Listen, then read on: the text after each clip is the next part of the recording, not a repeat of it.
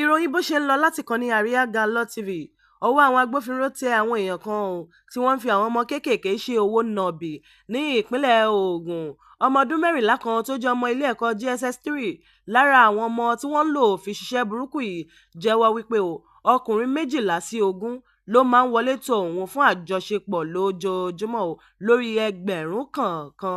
Arákùnrin kan tí wọ́n ń pè ní Àmọ̀tẹ́kùn ló ya wọ ibùgbé àwọn tí wọ́n ń fi ọmọ ṣẹrú ìbálòpọ̀ nítorí owó ní ìpínlẹ̀ Ogun, níbi tí wọ́n ti ń lo àwọn ògo wẹrẹ ọjọ́ ọ̀la fún ìbálòpọ̀ tí wọ́n sì ń gba ẹgbẹ̀rún kọ̀ọ̀kan lọ́wọ́ àwọn oníbàárà fún ìwọlé kan, ìtura kan, ìgbádùn kan.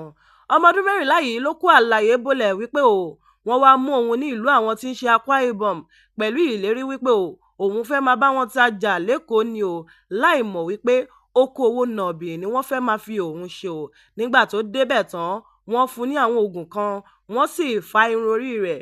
Wọ́n wá jẹ́ kó yé wípé nígbàkúùgbà tó bá pinnu láti sá lọ, irun tí àwọn fá lórí rẹ̀ ni àwọn yóò fi ṣe jàǹbá fún táwọn yóò fi ṣekú pa láti ìgbà náà ni ó ti gba kámú iṣẹ́ aṣẹ́wó tó ń ṣe sin ọ̀gá rẹ̀, arábìnrin Edem Joy, tí òun náà jẹ́wọ́ wípé òun ní ọ̀gá tí orúkọ rẹ̀ ń jẹ́ ìyáàfin Okútòrò Yẹ́misí, ẹni 60 ọdún. Wọ́n tọ̀ àwọn ọmọ oríṣiríṣi láti Akwa Ibom, Calabar àti ìpínlẹ̀ Delta, ṣùgbọ́n púpọ̀ nínú àwọn ọmọ yẹn jẹ́ àwọn ọmọ Akwa Ibom.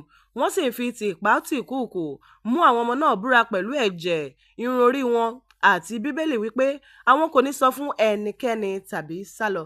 Tó kí ń dùn kó pọ̀. Ẹ ṣé ẹ kú ìtẹ́tí sí ìròyìn láti Lede TV.